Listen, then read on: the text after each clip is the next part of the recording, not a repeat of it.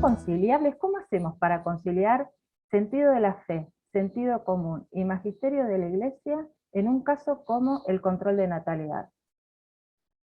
María Bueno, Marta. a mí me pasa lo mismo, en primer lugar, Paula. Me pasa lo mismo y te puedo recordar las caras de los alumnos, ¿no? Y realmente hay cortocircuito, hay conflicto, y hubo conflicto desde el inicio. Y la teología moral está para hacerse cargo de esos conflictos, ¿no?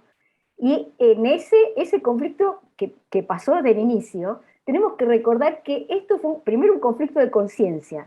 Estamos ubicados en la década del 60. Conflicto de conciencia de los matrimonios católicos constituidos, casados por iglesia, que frente a la problemática del control de la natalidad, porque había bajado con todo la mortalidad infantil, y la aparición de la píldora, se preguntaba si el matrimonio católico, casado por iglesia, era lícito usarlo, ¿no?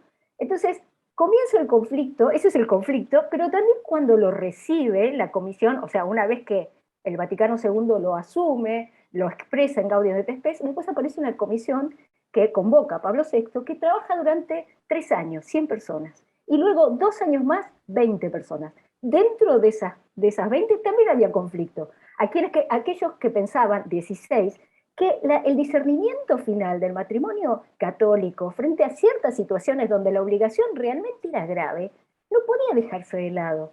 Y aquellos 4 que pensaban que si el Papa Pablo VI seguía eso que decían los 16, del discernimiento de la conciencia de los matrimonios, fracturaba la continuidad con sus antecesores. ¿Qué eran los antecesores? En aquel tiempo, en el 30, Pío XI había sacado la Cástico Nubis para poder tratar lo que era el método anticonceptivo que hasta ese momento existía, que era el coitus interruptus, tomando la línea de San Agustín. Pero la pregunta fue, ya se la hizo San Alfonso en el 1700, ¿esa es la línea para entender la moralidad del acto sexual? Para San Agustín, si no se abría la procreación, el acto sexual de por sí siempre tenía algo de pecado, por lo menos venial, pero si no se abría la procreación, el pecado era más grave. Y San Alfonso vio con alegría que la línea que seguía San Juan Crisóstomo, San Gregorio Nacianceno, tenía otra línea y consideraba que era lícito y era bueno mientras que sea expresión de la entrega y esté guiada a la fidelidad del amor. Entonces, a partir de ahí, él lo pone incluso en su Teología Moralis, donde dice, esto es de fe. Por lo tanto, ese conflicto, ¿no?, siguió cuando se proclama esta encíclica y llega diríamos, al problema de la problemática del matrimonio, que tenía cierta dificultad, o sea, gran dificultad en poder compatibilizar esta enseñanza con la obligación grave que muchas veces pasaba. Por eso que muchas conferencias episcopales en el mundo estuvieron de acuerdo con interpretar, porque es importante interpretar el magisterio, interpretamos la palabra de Dios, aplicamos exégesis y hermenéutica sobre la palabra de Dios, ¿cómo no lo vamos a hacer sobre el magisterio? Entonces, interpretan de que la norma tiene que ser recibida, la enseñanza tiene que ser recibida, pero el matrimonio no puede eximirse de un discernimiento. Esto, cuando se le pregunta al Papa Pablo VI dice, esa es la forma de poder interpretarla, pero no fue la forma que después se interpretó. Posteriormente, los papados posteriores se lo tomó como una norma absoluta, literalmente leída, y que se aplicaba siempre y en todas las circunstancias. Así fue como se produce un cisma silencioso en la teología moral, y eso llevó a la persecución incluso de algunos de los moralistas que trataban este tema.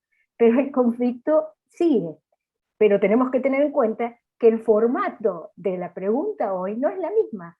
Hoy las parejas, que no son matrimonios unidos por el sacramento del matrimonio eclesial, incluso los jóvenes, o incluso la práctica de la sexualidad en edades más tempranas, no es la misma situación que aquella que despertó esta norma. La normativa no los alcanza, no los puede alcanzar.